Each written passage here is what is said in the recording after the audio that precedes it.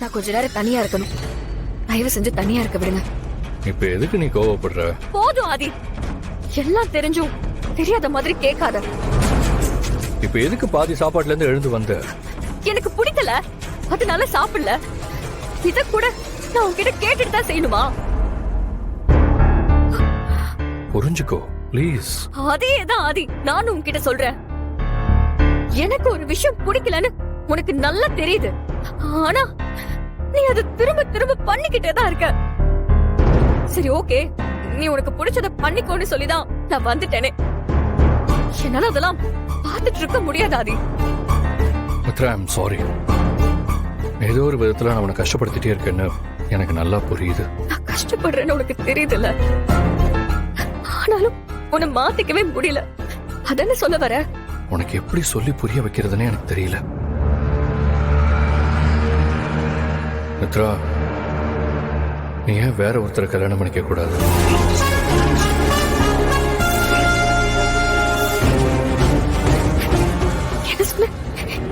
என்ன சொன்ன? இப்போ இப்போ நீ என்ன சொன்ன ஆதி? இப்போ நீ என்ன சொன்ன? இல்ல, நான் என்ன சொல்ல... எதுவும் பேசாதீங்க ஆதி, பேசாதீங்க. பேசுன எல்லாமே போதும்.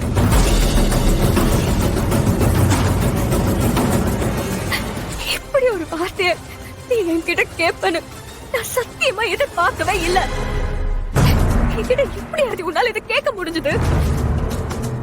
5 வருஷமா நீதான் என் உலகோட நினைச்சு வாழ்ந்துட்டு இருக்க. உன்னை கல்யாணம் பண்ணிக்கிறது மட்டும்தான் என் வாழ்க்கையிலே கனவா நினைச்சுக்கிட்டு இருக்க. அதனாலதான் இத்தனையும் தாங்கிக்கிட்டு இருக்க. கல்யாணத்துக்கு அப்புறம் எல்லாமே மாறிடும்னு நினைச்சுக்கிட்டு இருக்க. ஒரு சந்தோஷமான வாழ்க்கையை உன் கூட வாழ நினைச்சுதான் நான் உனக்காக இவ்வளவு நாள் வெயிட் பண்ணிக்கிட்டு இருக்கேன். அது எப்படி ஆதி? எப்படி உன்னால இப்படி ஒரு கேள்வி என்கிட்ட கேட்க முடிஞ்சது? எப்படி உனக்கு மனசு வந்துச்சு?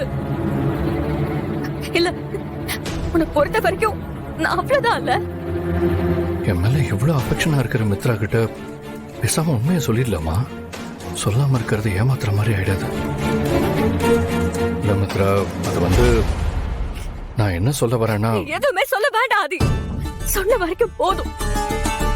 அந்த சந்தோஷத்திலே நான் எப்படி கொண்டாடுறதுன்னு தெரியாம திக்குமுக்கு ஆடி நிக்கிறேன். எனக்கு ஒரு விஷயம் புரியல ஆதி. இப்போ நான் உனக்கு திடீர்னு தேவையில்லாதவளா போயிட்டேன்ல.